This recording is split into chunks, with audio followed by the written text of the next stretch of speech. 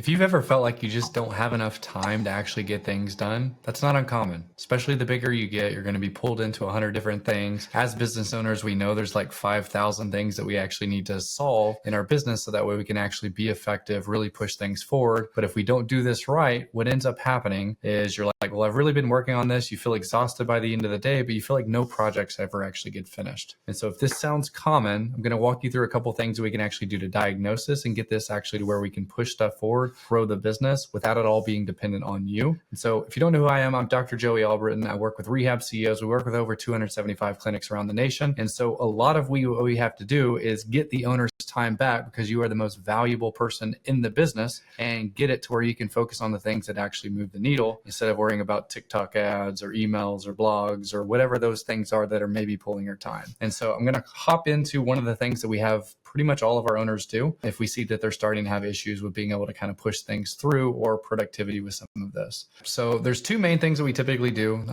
Some of this is not going to be revolutionary to you, but I know a lot of people who've actually still not done this. I also see that people do this once and think it's a one-time fix. And so I literally do this at least once a quarter. Our team does this pretty much at least once a quarter because as we do stuff, we start to build inefficiencies across the board and we don't recognize the things that actually shouldn't be where our focus is. Before I get too big in the weeds here, I want to kind of walk you through some of the aspect of how we even know what we need to start to outsource. So when we go in here, we're going to do a time audit. So every 30 minutes, you're going to actively be like, what did I do during that time? And out of that 30-minute block, how much of the time did I actually allocate there versus maybe the like actual switching of tasks, all this other stuff where you actually did nothing. Or in most cases, it's like, hey, someone no-shows. You have to wait 10, 15 minutes to even see if they're actually going to show up. You've already wasted that time. You didn't have pre-planned things for you to actually do. And so then by the time the next patient comes in, you couldn't even start something or you started something, but you don't actually get it done. If that sounds familiar, this is exactly why we go through this process, because we need to start to have some of those things in place and know, hey, if someone no-shows, here's a 20-minute task that I could actually easily put in there. So I'm actually pushing this forward. Or we actually schedule blocks to move stuff forward. Or we only do things during the 9 to 5 that can only be done during that time. And then during the mornings before work or after work, maybe late at night, whatever that happens to be, because a lot of times we have to work those extra hours when we first start to be able to buy back everything that we effectively need to hire someone to do it. This is what we have to look at. And so this would not be uncommon. It's like treating patients right when you start. You do that for the first hour. You then answer some emails. You then work on maybe trying to improve your new patient intake process. You see another patient. You catch up on notes because someone no-showed. You called an insurance company that you didn't do anything. So we're already essentially at this point halfway through the day, and all we've really seen is a couple of patients and really done nothing to truly move the business forward, because what could we really do in about 15 minutes? Because that's kind of a whole big project in itself, is pushing new patient intake. So you kind of did it, but not really. And so that's when it's like, I feel like I've been moving these systems, working on these systems for forever, but I just feel like I can't quite finish them. And so we go through there so we can actually do this for an entire 7 days. If you're in treatment, this should be much easier to fill out because the majority of your day is treating, but we would maybe extend this to maybe not be during your 8 to 5 because maybe we allocate time for like doing stuff before or after, but that way we can actually see what we're focusing on. And really the big thing is, what are the things we either need systems and processes for? What are the things that we need to eliminate from our plate that we shouldn't be doing and push someone else should be? And what are the things that we're doing that we shouldn't even be doing, period? And so we want to look at those things, but it's hard to see that because by the time 4 hours goes by, you forget half the little small things and why you didn't do things in between it. So once you do this, one, it'll probably be the most productive you've been that entire week, because when you know you're having to write it down, you're going to force yourself to be a little bit better at it. That's Parkinson's law. Parkinson's law, as we have certain time frames, we're going to expand the actual time it takes to do stuff. So you can use Parkinson's law to actually help you to squish this stuff forward, which that's effectively what these small micro blocks do. So that way we can actually force ourselves to be a little bit more productive. And that's why, like, when PTs, they have people who no show and cancel, they could have normally 12 visits that day. They could see 8 visits that day, and somehow they still always have notes that need to be done. It's because we always naturally are going to push against that. So we have to really be aware of that type stuff. And as owners, since we're being pulled in every which direction, this is even more applicable for you and even more applicable for your leaders, because they kind of go back and forth between these roles of producing and actually trying to manage. And so I would want you to look at this. And then from there, it's like, right now, what are you paying yourself? So what is your yearly salary? The reason we want to know that, we then divide that by 2,000 because that's going to tell you roughly what your hourly rate is. If we really want to be appropriate here, though, I know a lot of y'all work more than 40 hours. So you may have to be like, okay, what is 3,000 hours? Because you're actually working 60-hour weeks. You see what your average is. And then from there, anything that when you divide that rate, so let's say our rate ends up coming out to $100 an hour.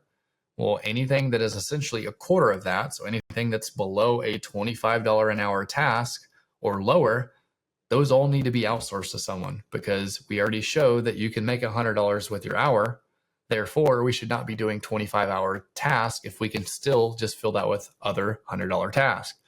And so this is why even like for our startups or even our guys that are opening like locations for like a second, third, 10th, whatever, this is why we always hire a admin first before we hire our second PT. So owner's the first one, admin first, then PT. Because a lot of people are like, oh, I need a revenue generating person. That's why I hire a PT first. In reality, what happens is you take your caseload there, you don't have enough time for marketing, and you still can't fill either of your schedule. And then when you go to try to essentially get both of them full, you hire the front office isn't good. So then you have a front office who's actually messing up two people's schedule.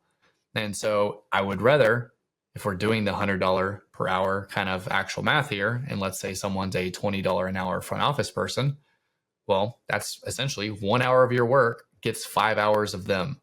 And so if we know that that's actually the case, well, then it doesn't really take a lot of us to actually figure out 8 visits is actually going to get us a full-time person to take all the administrative stuff off your plate. So then you can replace it with higher ROI stuff. And then eventually what will happen is that $100 per hour that you're saying you're worth will actually continue to go up. And so that's how we get to where we're a big business and you're willing to pay someone $100,000 to take something off your plate for the year. You're willing to pay $250,000 for one of your salaried positions because you're actually worth more because your time is being spent on all these type things. And so do this, really look at this type stuff, see how much is actually going to be allocated towards like strategic or tactical or day-to-day or patient care, breaks and lunches or whatever that happens to be. And then go back and actually audit this and figure out, is this actually driving me closer to my goals? Is it just busy work? Could I structure this? Could I look at my day and say, historically Tuesdays around noon to 3, I'm always not full. Well, then instead of just having one random patient scheduled in there and it actually making your inefficiency of being able to push stuff forward, block that time until eventually you truly have no other spots to put people. It's interrupting your flow to be able to really push projects forward. And so start to look at that type of stuff so you can be more efficient. You can push more stuff forward. And then from there, one of the other things you can actually do, we call it our 5 questions to clarity. At the end of each week, on Friday, so this is more of a regular thing versus like a one-off, hey, I feel like I'm not being efficient. It's like, hey, what took my energy? What non-CEO activities did I do? What tasks can be delegated? What systems do I need? And what can I stop doing? Because what took my energy means that like that could be insurance checks, that could be calling leads. So maybe we need to hire another front office person. Or what non-CEO activities could be calling leads, billing, Facebook. It could be even hiring, because a lot of people think that the owner has to be doing all the hiring, but really a clinical director and office manager should be able to do all that type of stuff. Performance reviews should also be able to be done by them. So there's some of that stuff that they could be doing and we could be empowering our team to do. What tasks could be delegated? It could be the same thing. It could be billing. It could be some other stuff. So what are the things that you're doing that could be delegated to current personnel? And then what systems? Maybe you need better systems for front office intake. Maybe you need better systems for billing because you're seeing that you're having issues with over-the-counter collections. Or maybe systems on pre-booking people so that way people actually show for their entire plan of care and finish. And then what can I stop doing? Usually a lot of times we do stuff because we just feel like we need to. Like blogs is a really good example of that because like blogs are not the predominant driver for local SEO anymore. And if an SEO company is telling you that, we probably have other issues. But blogs, or maybe it's like doing emails for patient marketing, but you don't even have enough leads to actually get those emails to go to someone. So if there's no leads on the inflow of the funnel, then what does it matter if we have emails that nurture them? So usually as owners, there's like these problems in our business and there's these like big opportunities that we can effectively try to tackle. We focus on these because they're easier, but all the problems are the things we actually need to be solving, but they're just hard. They suck. It's the boring work. And you don't end up doing them. And then you keep focusing on these and then wonder why you keep going because you still haven't solved the constraint of your business. we focus on the easy stuff. We focus on that other thing that we don't need to do. So just be very cognizant of where you're spending your time, because you are your most valuable employee. And to be clear, these don't always have to be just things that you're essentially outsourcing or whatever in your business. This could be also your personal life. This could be getting someone to mow.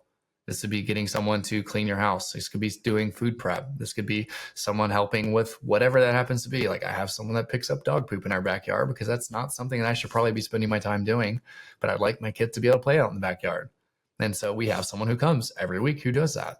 And so I know that I have much higher revenue generating potential than whatever we're paying a dog poop cleanup guy. So there's some of those things that you can look at, and that way we can spend time either higher ROI task in the business, or the main reason that most of us probably started a business is to get more freedom and more time to spend with our friends, family, or doing the things that we love. And so we got to make sure that we're actually living a congruent life with the things of why we actually did the business. Because if it's to get those things, but we're giving them up to do things that are actually not ROI, we're effectively stealing from our business. Like, imagine this. You have like a super, super, super expensive marketer. Let's say you hire them in-house and they're like, let's say they're $100,000 a year for you. And you're like, cool, I'm paying you to do all my marketing. I want you to do all this. And then you find out that they're actually over there just kind of like chilling, or doing maybe a couple blogs here and there. And that's pretty much it. And they're just like, oh, I'm good. That's all I really need to do. You would not feel okay if they're just writing a couple blogs and not actually doing all the higher leverage marketing things, because ineffectively they're almost stealing from the business. They're not doing the task. They're doing the task of someone that's like $10 an hour. And so you wouldn't pay them that. So why are we effectively doing that as ourselves, as the most valuable person in the business, as the owner? And so we have to be very careful there. But if you start to do these things, I think those will be super helpful. If you're interested in getting these little downloads here in the description below, you can join our school group, which has these in there with some other accompanying videos for productivity. So that way you can start to utilize these with you and your staff, because it'll make them really kind of be more productive, and you'll be able to start pushing stuff across the board. So hopefully this is helpful, and I'll see you on the next one.